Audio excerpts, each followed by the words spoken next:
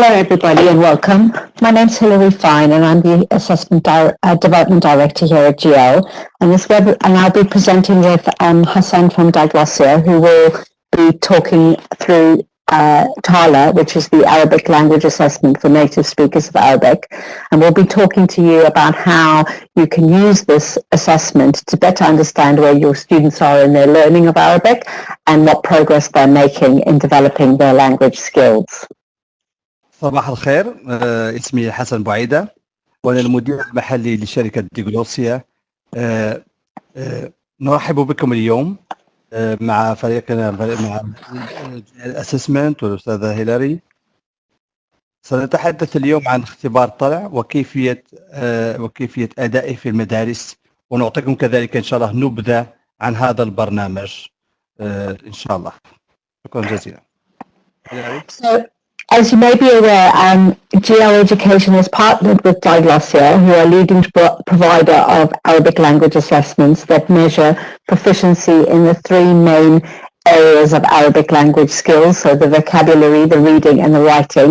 And we're very pleased to be able to bring TALA Arabic language assessment to GL users as well as to other schools who may want to use an Arabic language assessment. حسن؟ نعم. إذن كما قالت هيلاري لدينا شراكة، جعل لديها شراكة مع شركة ديغلوسيا لتقديم هذا البرنامج، برنامج طلع. والطلع هو اختبار فنون اللغة العربية للناطقين فيها. للطلع اختبارين في السنة، اختبار مفردات قراءة نصوص معرفية وقراءة نصوص أدبية، وكذلك اختبار العملية الكتابية أو تعبير كتابي. ونعمل بالشراكة لكي يكون الطلع في جميع المدارس التي تشتغل معها GL Assessment في الوطن العربي. هيلاري. So TALA's, I'll start by talking about TALA itself and what TALA is. So TALA is an online assessment which is adaptive, which means the questions are targeted at each test taker's ability level. It starts with a vocabulary test, which is based on students recognizing certain words, which is then followed by a grammar and spelling test, and then a reading test. And the reading test is based on leveled Arabic passages. The test results are available in a reporting dashboard once the test has been completed.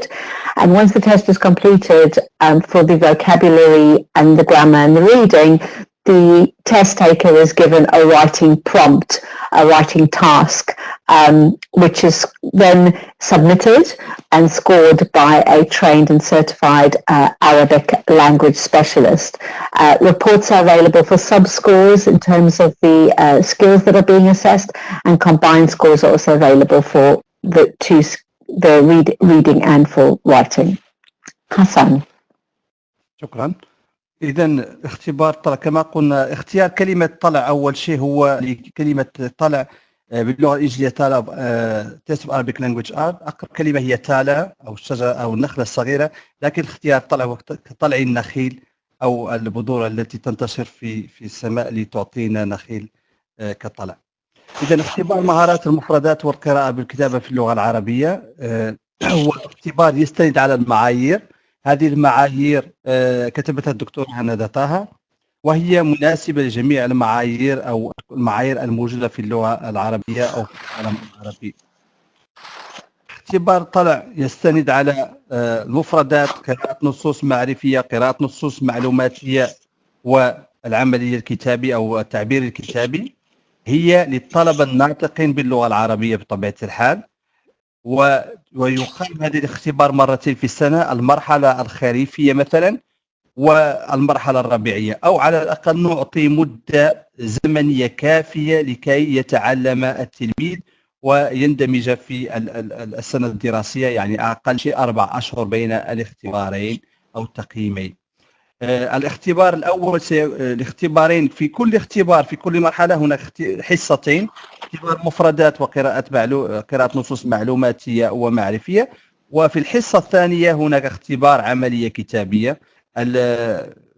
بعد مرور عدة أشهر إن المرحلة الرابعة سيكون كذلك اختبارين يعني اختبار مفردات وقراءة نصوص معرفية ومعلوماتية وأدبية وتعبير كتابي. يتوفر هذا الاختبار للصفوف من الثالث إلى العاشر. حاليا لا يتوفر للصف الخامس والتاسع، لكن سنشتغل عليه يكون ذلك في السنة المقبلة إن شاء الله. هيلاري. Thank you, Hassan.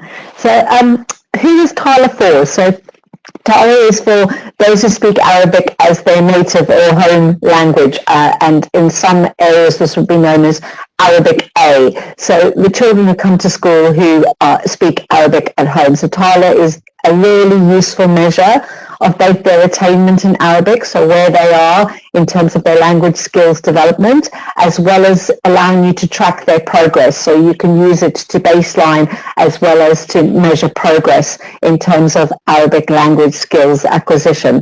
It's a really valuable piece of information for heads of Arabic, heads of department, as well as class teachers to understand where the children are in their learning. And it provides evidence for whether the program you've adopted in your school or whether the scheme of work you're following is as impactful and effective as possible in terms of the teaching of Arabic. Hassan?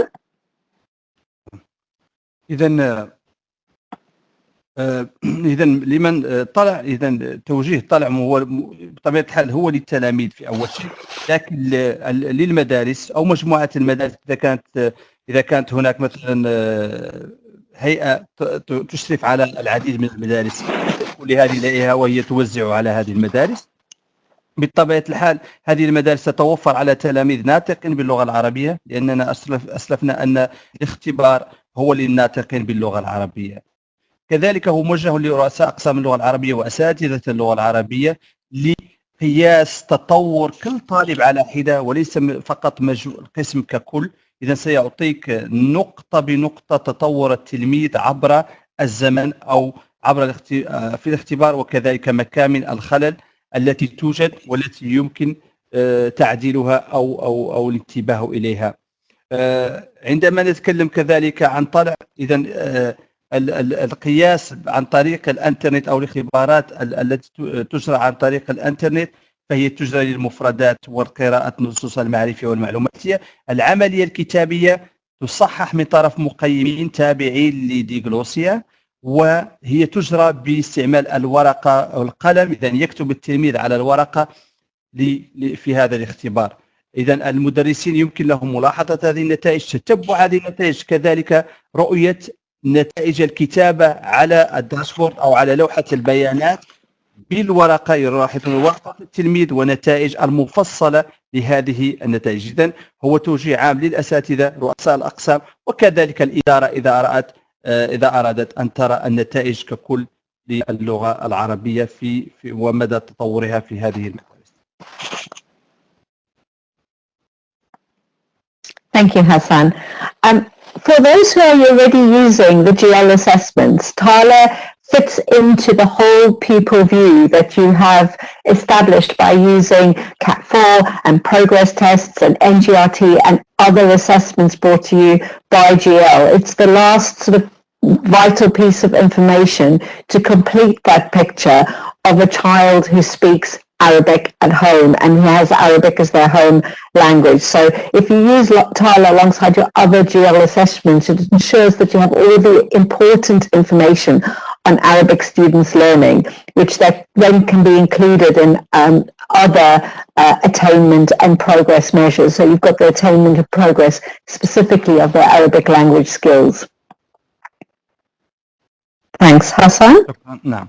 إذا بما أنكم تستعملون كات4 في مؤسستكم، لأنكم لديكم شراكة مع جيل Education أو جيل Assessment، إذا تالا ستكون متممة لهذا الغرض، لأننا سنقيس نتائج ليس فقط الاختبارات كات4 ولكن اختبارات طلع ستكون كذلك تعطينا نفس القياسات، نفس التطور.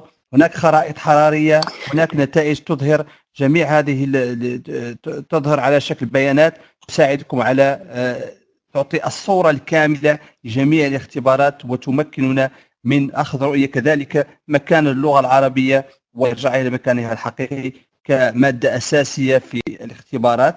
وهذا بمساعدة طبيعة الحال ديغلوسيا والجي ال اسسمنت. شكرا. هيلاري.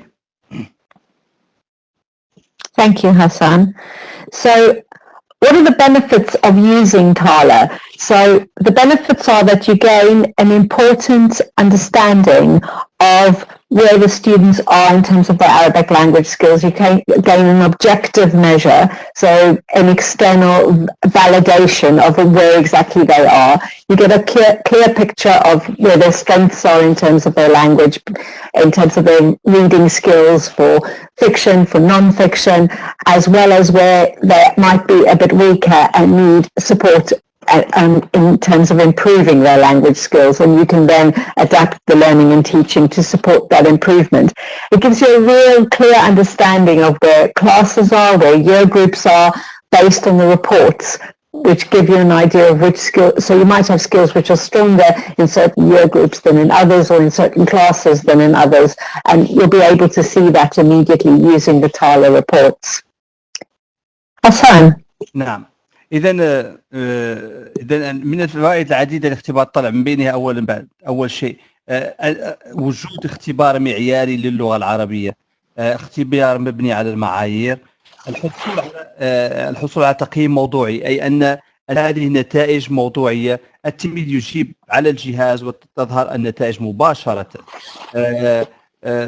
إذا عندما نتكلم على هذا التقييم الموضوعي، سواء في مهارات المفردات، النصوص المعرفية والمعلوماتية، وكذلك النصوص الأدبية، الصورة الواضحة تظهر كذلك، تظهر لنا نقطة قوة الطالب، أي أن التلاميذ يكون هناك تفاعل مع المعيار وليس فيما بينهم.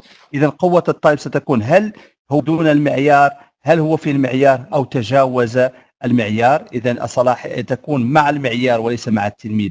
كذلك مجال تطور القراءة والكتابة في اللغة العربية، أن التلميذ لا بد له أن يقرأ لكي يجيب عن أسئلة الفهم والاستيعاب، والعمل الكتابي تظهر مباشرة كيف كان أداء التلاميذ بعد في إجابتهم على السؤال التعبيري الكتابي، لأن عملية التصحيح تتم على معايير أو ريبريك مرتبة من الأفكار والتنظيم، اختيار الكلمة والسلامة اللغوية. تعطيكم كذلك مهارة بمهارة كيف كان أداء التلاميذ، هل لم يلبي التوقعات، لبى التوقعات، لبى التوقعات أو تجاوز التوقعات. كذلك انطلاقا من الخرائط الحرارية الموجودة في على لوحة البيانات، يمكن ملاحظة تطور الطالب وحده بانطلاقا من الخريطة الحرارية، أو كذلك الفصل الدراسي. يمكن أن نلاحظ أن الخريطة الحرارية تعطينا في لحظة واحدة كيف كان أداء التلاميذ من الأحمر إلى الأخضر. من الأحمر أن التلميذ لم يلبي التوقعات، وكلما انتقل التلميذ من اللون إلى الأخضر فهو التلميذ تجاوز التوقعات أو لبى التوقعات. كذلك انطلاقا من هذه المهارات، يمكن كذلك تتبع هذا التطور كما قلنا من طالب من سنة إلى سنة، من اختبار إلى اختبار، وهكذا لتكتمل الصورة في هذا الاختبار. هيلاري. Thank you, Hassan.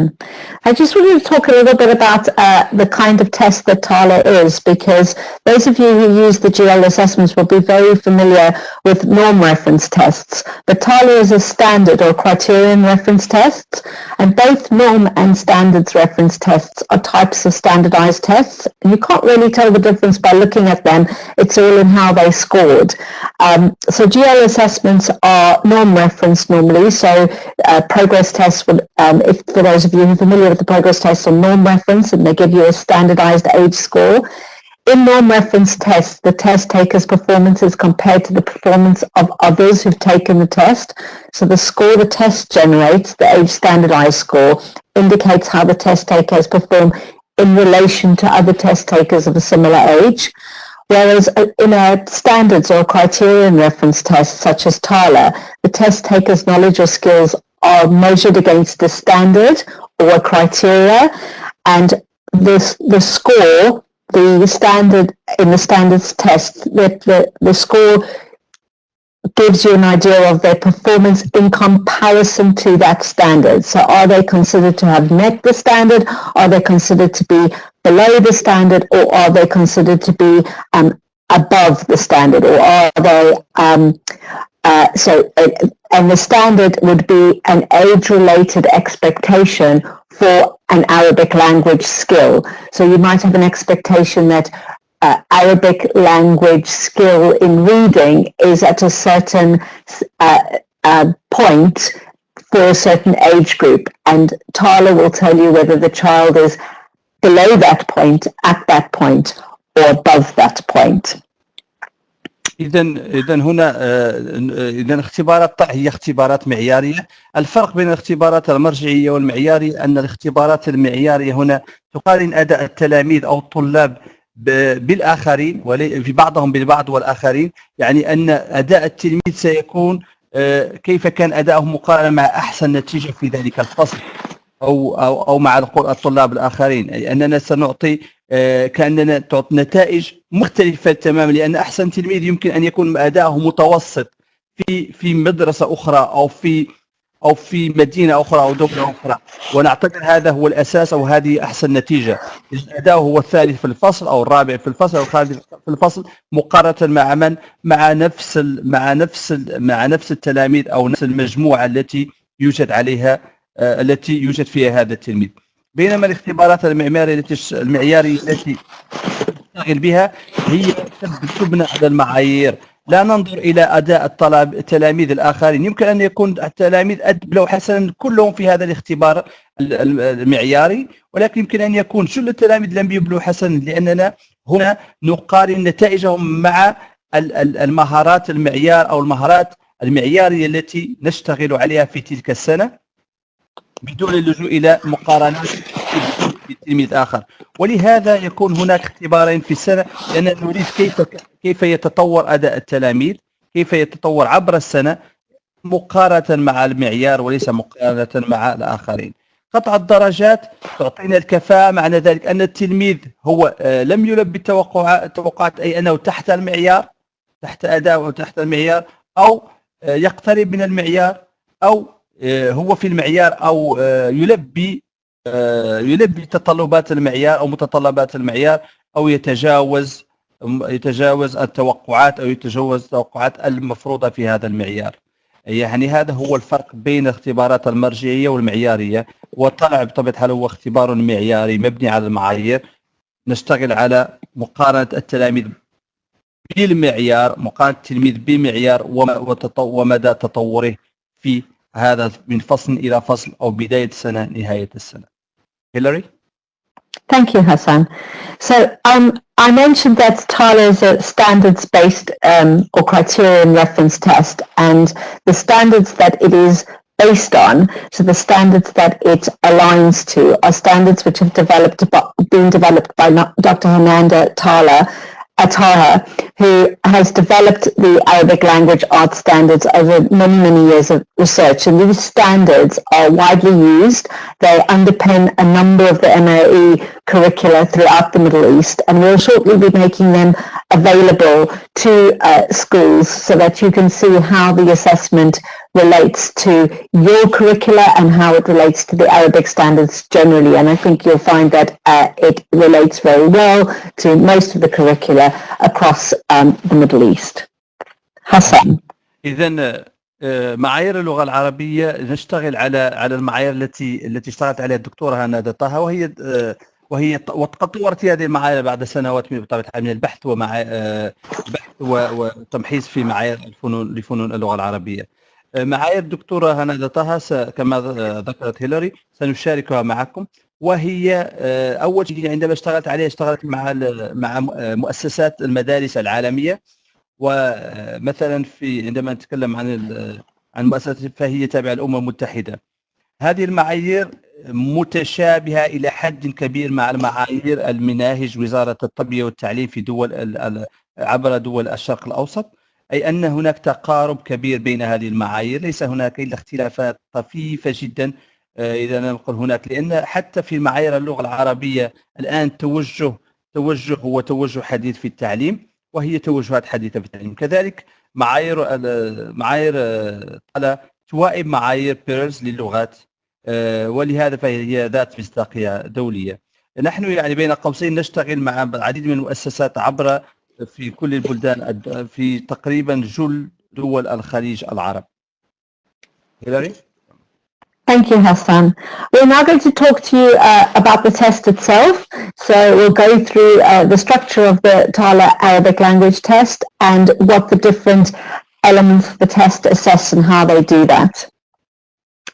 So the test is divided into two parts, and the first part is around the language skills of vocabulary and reading. And the first part of the test is delivered completely online. It's completely digital, and the two sections of part one of the test are delivered in a single sitting. There's a video tutorial available, so which can be shown to the class before they take the test, or which students can watch online before they take the test.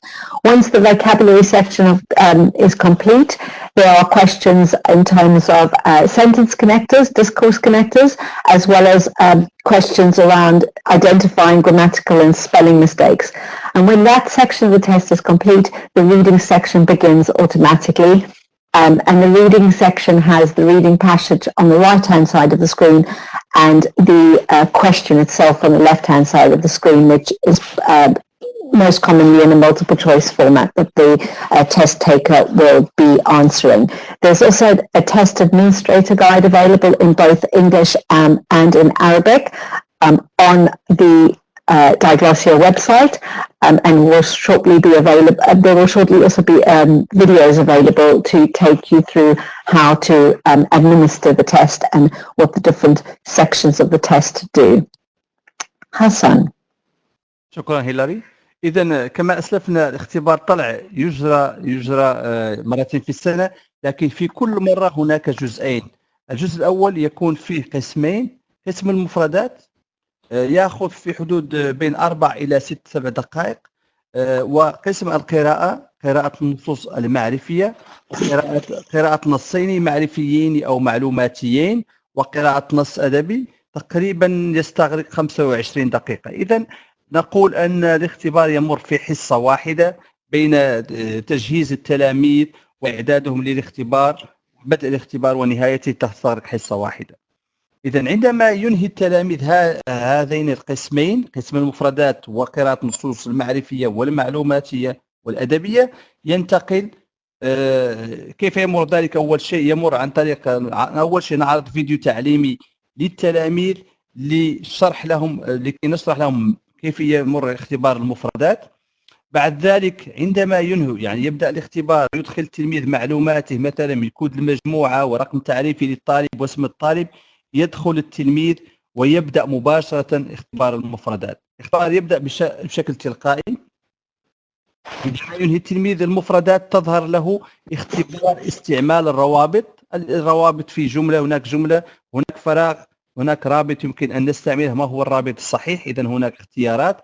كذلك عندما ينهي اختبار الروابط مباشرة يظهر له إيجاد الأخطاء الإملائية والنحوية في نص قصير، وهي يعني يضغط على هذه الأخطاء. عندما يكملها يبدأ اختبار القراءة ويجيب. على يمين الشاشة يظهر النص، يقرأه قراءة أولية وقراءة ثانية، وبعد ذلك يبدأ في الإجابة على الأسئلة التي تظهر تباعا على اليسار، سؤال بسؤال، حتى ينهي التلميذ قراءة النص المعرفي الأول وقراءة النص المعرفي الثاني، ويمر إلى النص الأدبي، وهي بنفس الطريقة اختيار الإجابات من النص أو باستعمال أربع أجوبة أحدها صحيح. هيلاري. Thank you, Hassan. So, as we said, the first section is the vocabulary test, and the test taker is presented with words which they then need to respond whether or not they know the meaning to. There are a number of non-words or nonsense words included, and the way the test works is that they can't cheat, because if they respond yes to a nonsense word, they scored negatively. So the test makes sure that the test takers answer honestly, and the test is adaptive, so the next item that they get will be more difficult than the previous item if they've answered an item correctly, or it'll be easier if they've answered an item incorrectly. So it gets a sense of where the child is in terms of their vocabulary development. نعم. إذا نعم، اختبار المفردات أو عناصر اختبار المفردات تتم بالنسبة للفصول من الصف كل الصفوف باستثناء الصف العاشر الذي هو تقليدي باستعمال هل تعرف هذه الكلمة أو هل لهذه الكلمة معنى. الاختبار يحتوي على عدة كلمات، بعض هذه الكلمات غير حقيقية أو ليست عربية صحيحة وأن تتشابه مع اللغة العربية. والفيديو التعليمي الذي نعرضه قبل يشرح لهم أنه لا يجب أن يخمنوا اعتباطا بأنهم يعرفون معنى هذه الكلمة، لأن ثلث الكلمات غير حقيقية وهم يفقدون نقاط عندما أو يفقدون نقطة عندما يجيبون بنعم على كلمة ليس لها معنى. إذا هذا يجعلهم يركزون ويجيبون بنعم إذا عرفوا معنى الكلمة أو لا إذا لم يعرفوا معنى هذه الكلمة، لأنهم في النهاية لا يعرفون هل هذه الكلمة لها معنى أو ليس لها معنى. هيلاري. Thank you, Hassan. So once the vocabulary test or the vocabulary questions are completed, the test goes straight into discourse connectors or sentence connectors, where you're finding the right word to fit into the sentence, or you offer or in the next section you're finding mistakes. But the test taker here needs to find the appropriate connector for the sentence, and when they're completed, they just click the green button to go on to the next question. Hassan. إذا استعمال أوجاد الروابط الصحيحة أو استعمال الروابط هذا اختبار هذا اختبار للسنوات الأولية من الصف الثالث والرابع. إذا استعمال الروابط البسيطة هنا يقرأ التلميذ الجملة ويبحث عن الرابط صحيح. بطبيعة الحال الروابط كلها يعني أحدها صحيح، وعندما يختار يضغط على الاختيار مثلا على مع. هنا ذهبت للسوق مع أمي، وينتقل بالضغط على الزر الأخضر التالي لكي ينتقل إلى الجواب الموالي. اختيار التلميذ للجواب خطأ لا يغير أي شيء، فقط يعني يفقد نقطة بطبيعة الحال أو لا يحصل على نقطة، ولكن سينتقل دائما إلى سؤال موالي. ومسألة ثانية ذكرتها هيلاري هي أدنى الاختبار يتماوج آليا أو يتحرك آليا، أنه يصعد إلى الأعلى أو يكون مستوى أعلى أو أصعب إذا أجاب التلميذ على الأجوبة، أو ينزل إلى المستوى الأدنى إذا لم يجب على الأسئلة. هذا كان في اختبار المفردات. شكرا. هيلاري.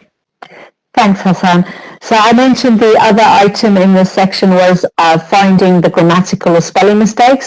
And in this section, the test taker can select up to 4 errors within the text they presented with by hovering over the text and highlighting what the choices they wish to make of what the errors are.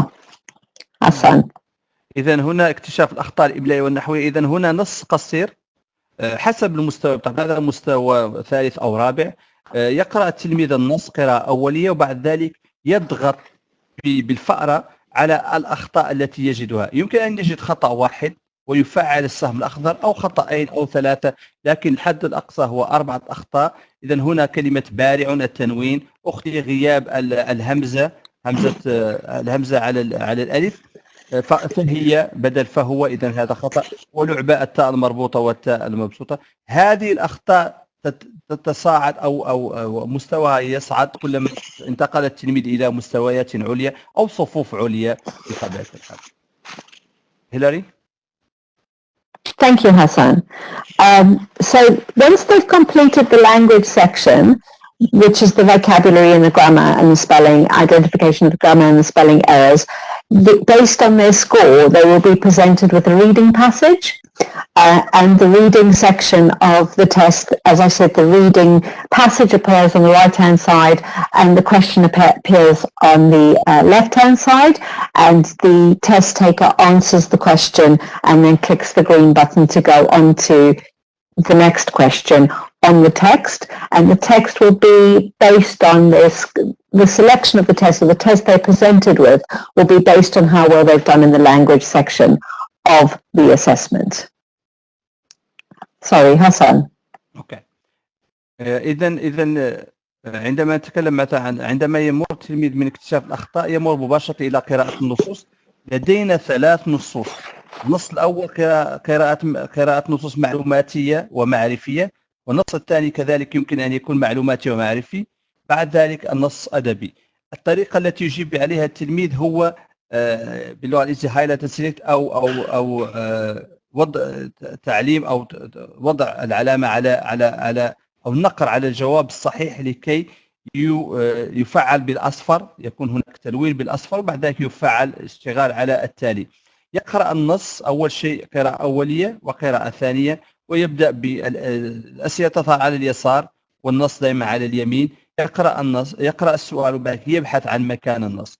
في قراءة النصوص المعرفية والمعلومات والأدب هناك كذلك اختيارات، وهي اختيارات في المفردات في السياق، أي أننا نعطي مثلا كلمة معينة في هذا النص أو مفردة، ونطلب منها ما هي المفردة المناسبة في هذا السياق، ونعطيه اختيارات لكي يعطينا المفردة التي تناسب هذا التي تناسب الكلمة أو المرادف الذي يناسب الكلمة في هذا السياق في النص. Hilary? Thanks, Hassan. So once the vocabulary language section of the assessment as well as the reading is complete, the test takers' results are available in the online dashboard. So you can see how they've done in the various sections of the test based on their responses to the questions, and their scores are whether or not they are proficient or whether or not they are below, meeting or above the standard for vocabulary and reading for their age group. So you can see that in the dashboard. At the same time, and available just for now, will be a prompt for them to do a writing task, and the writing task prompt will be based on, again, adaptive, based on the score that they've attained for the reading. Hassan? نعم. إذن في بعد ذلك عندما ينهي التلميذ الاختبار تظهر مباشرة النتائج، نتائج على البروكتور داشبورد أو لوحة بيانات المعلومات للطلع.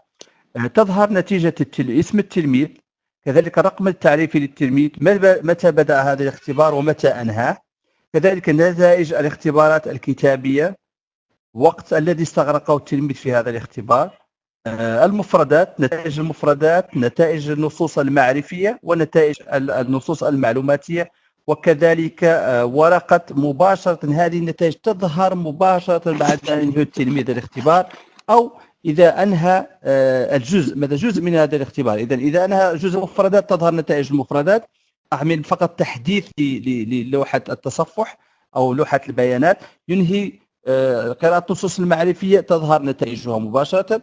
عندما ينهي النص الأدبي تظهر نتائجه. يمكن مباشرة طبع الأوراق بطبيعة الحال، جمعها، وهذه الأوراق تحتوي على اسم التلميذ، معلوماته الكاملة، وتوزع في الحصة الثانية لكي يجري الاختبار النصوص المعرفية. كذلك في هذه اللوحة يمكن أن نرى أننا يمكن أن نختار اختيارات للطبع الأوراق select and select. هناك كذلك خرائط حرارية تظهر نتائج التلميذ، وكذلك يمكن استخراج نتائج على إكسل، وكذلك طبع الأوراق مباشرة. النتائج تظهر كذلك هنا، يعني عندما نتكلم عن النتائج ستريكم هل التلميذ يعني بطبيعة الحال هناك مقاييس، هل التلميذ يلبي التوقعات، هل هو دون المعيار أو يتجاوز المعيار في هذا الاختبار أو في هذا التقييم. هيلاري. Thank you very much, Hassan. So now carry on to the second part of the test, which at the moment we are giving with the reading part of the test to schools, which is the writing part of the test. And what happens is those prompts that you saw in the dashboard would be downloaded and they would be given to the student, and they would fill in the writing based on the prompt or the stimulus that they've been given for the writing task. At the bottom of the writing page there is a mark scheme so that the student knows what it is they're trying to achieve in their writing task. And this normally takes around 30 minutes. It's done with pen and paper. It's normally done in the classroom. And once it's completed, those writing tasks would be scanned and submitted for rating. Hassan? نعم.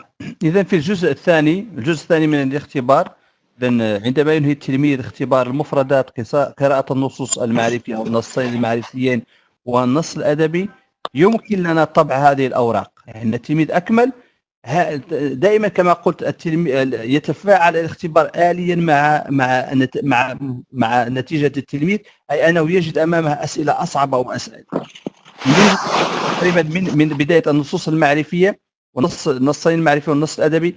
يمكن أن نرى أن في نفس الفصل هناك أسئلة تختلف من تلميذ إلى تلميذ مع أن النص هو نفسه، أي أننا هنا نجد أن الأسئلة تختلف. هذا كذلك ينطبق على نتيجة التلميذ في الجزء الثاني، أن التلميذ الذي أبلع حسنا سيرى يعني متطلب كتابي أصعب. التلميذ التي كانت نتيجته متوسطة أو في المعيار متطلب كتابي متوسط، أو إذا التلميذ الذي لم يلبي توقعات المعيار سيرى أمامه متطلب كتابي أسهل. كيف يجرى الاختبار؟ فقط نطبع هذه الأوراق من لوحة البيانات، نعمل سيليكت ونطبع جميع الأوراق. كل هذه الأوراق تحتوي على اسم التلميذ أو كود مجموعته، وكذلك على رقمه التعريفي. إذن نسلم الورقة فردا بفرد لكل تلميذ مع ذكر اسمه ونعطيه الورقة. يبدأ التلميذ بالكتابة باستعمال قلم جاف أزرق أو أسود على الورقة بطبيعة الحال. وعلى الطرق ممكن أن نعطيكم معلومات أكثر إن شاء الله. يمكن إذا الضغط على زر تحديد وإلغاء سيلكت أند سيلكت. برينت تشيك هو فحص الطباعة الذي يظهر بعد أن يكمل الطلاب هذه الاختبارات. هناك في كل ورقة قبل أن يقرأ التلميذ يمكن، أو حتى قبل الاختبار يمكن أن نناقش مع التلميذ أو نشرح له نموذج تقييم أو الريبريك. ما هي متطلبات هذه القراءة؟ كيف سيتم تصحيحها؟ ما الذي نريده في الأفكار؟ ما الذي نريده في التنظيم؟ ما الذي نريده في اختيار الكلمة؟ وما الذي نريده في السلامة اللغوية؟ بعد أن ينهي التلميذ العملية الكتابية أو المتطلب الكتابي أو التعبير الكتابي، هذه الأوراق يمكن إجراء فحص ضوئي سريع لها على الطابعة وترسل لنا على رابط دروب بوكس أو على PDF. ونحن لدينا مقيمين يشتغلون معنا مدربين ومجازين للتصحيح هذه الأوراق. تتوفر هذه النتائج. قبل كانت تتوفر في أسبوعين، الآن مع يعني أن لدينا داتا مانجمنت سيستم تتوفر في أقل من أسبوع، ولكن لكي نكون يعني أسبوعين على أكثر تحديد أو أكثر وقت هو الأسبوعين. وهذه درجات كما أسلفنا تظهر جنبا إلى جنب مع اختبار المفردات وقراءة النصوص المعرفية وقراءة النصوص المعرفة والمعلوماتية والنصوص الأدبية على لوحة البيانات. هيلاري. Thank you, Hassan. So once the writing task has been submitted, it goes to one of the expert raters. It's 20% of the tasks get double marked to make sure that they are as valid as the scoring is as valid as possible. And once the marking has taken place, the scores are available in the dashboard. The turnaround time tends to be around 2 weeks, although if it's not particularly busy, it can be faster. It depends on the time of the year. But you'll see that then the writing score is available in the dashboard as well, based on the standard that would be expected for a child of that age in terms of writing. Hassan? ممتاز. إذا هنا نتكلم عن النتائج، كيف تظهر نتائج الكتابة عندما ينهي عندما توزع الأوراق وينهي التلميذ العملية الكتابية. تأخذها المؤسسة أو المدرسين يعملوا لها مسح ضوئي وترسل على الدروب بوكس. هنا يبدأ القسم المتعلق بالتصحيح. نحن نوزعها على المقيمين المتواجدين عبر العالم العربي، مقيمين مدربين كما قلت، تصحح الأوراق تباعا على لدينا سيستم لذلك. وعندما ينهي كل مقيم خمس الأوراق 20% من هذه الأوراق تعاد تصحيحها لتجنب أن المصحح ينتقل من أو يتجاوز التصحيح أو يخطئ. هناك 20% من الأوراق تصحح مرتين، وإذا كان هناك مشكل في التصحيح المسؤول عن الاختبار أو مسؤول عن التصحيح، ويقارن النتائج، وإذا كان هناك تدخلات يختار الجواب النتيجة الصحيحة. إذا 20% لتجنب الابتعاد عن جدول التصحيح. إذا ينهي التلميذ هذه النتائج، ينهي المصحح المقيم هذه التصحيح، تظهر النتائج تباعا على لوحة البيانات، وبطبيعة لوحة البيانات تظهر هذه النتائج صفر. هذه التلميذ غير قابلة للتقييم، وسنتطرق لذلك من 1 إلى 1.6.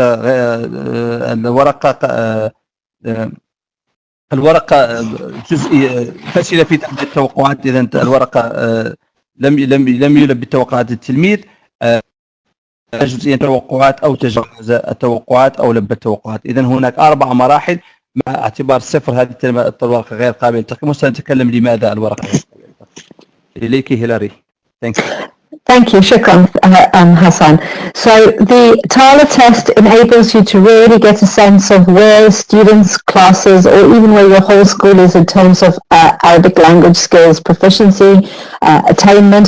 It also allows you to track their progress in terms of the Arabic language skills, how they're developing in the areas of the vocabulary, grammar, and as well as reading and the writing tasks as well. So the TALA test enables you to do all of that in an objective way, gives you really important information for school leaders, for heads of Arabic, and for Arabic teachers. And if there are any questions on the TALA test, or on how the TALA test can help you or can give you greater insight into your students, now's the time to ask those questions. Okay. إذا قبل أن أرجع على الأسئلة، كما قلت اختبار طلع هو اختبار شامل، يعني أننا نتحدث عن مراحل عديدة: مفردات، قراءة نصوص معرفية، قراءة نصوص معلوماتية، استعمال الروابط، إيجاد الأخطاء الإملائية والنحوية، وكذلك العملية الكتابية. اختبار يساعد المدرس على تتبع هذه النتائج. لديه نتائج ملموسة، يمكن له الرجوع إلى لوحة البيانات، ملاحظة نتائج التلاميذ فردا بفرد، كذلك تتبع العملية الكتابية، وجود الأوراق المطبوعة على السيستم. كل الأوراق التي كتبها التلميذ التعبير الكتابي الذي كتبه التلميذ يوجد في السيستم، يمكن متابعة هذه النتيجة، يمكن مقارنة هذه النتيجة مع التلاميذ. يعني ناخذ نموذج تقييمي واحد او نموذج ورقه جيده مثلا، نضع على السبوره بدون ذكر اسماء التلميذ، ونناقش الاخطاء التي ارتكبت، او كيف نجعل من هذه العمل الكتابي او هذا التعبير احسن مثلا. يساعد المدرس، يساعد رؤساء الاقسام على تتبع النتائج، يساعد المدرسه على معرفه مكان هذه المدرسة مقارنة مع المدارس الأخرى سواء في المدينة، سواء في الدولة، أو عبر العالم العربي. آخر شيء كنت تطرقت عليه على أن النتائج مثلا من صفر غير قابلة في العمل الكتابي. لماذا؟ لأننا التلميذ لم يكتب أي شيء، الورقة فارغة. إعادة كتابة السؤال مثلا، بعض الأحيان التلميذ لا يجد ما يكتبه ويعيد كتابة السؤال، أو مثلا أخذ الريبريك ونقله مباشرة، أو كذلك كتب بلغة أجنبية ليست باللغة العربية، كتب باللغة الإنجليزية أو ما إلى ذلك. إذن هذه للتذكير عن انطلاقا من العملية الكتابية. إذا كان هناك أي أسئلة فنحن متاحين لذلك، وشكرا جزيلا لكم. Thank you Hillary.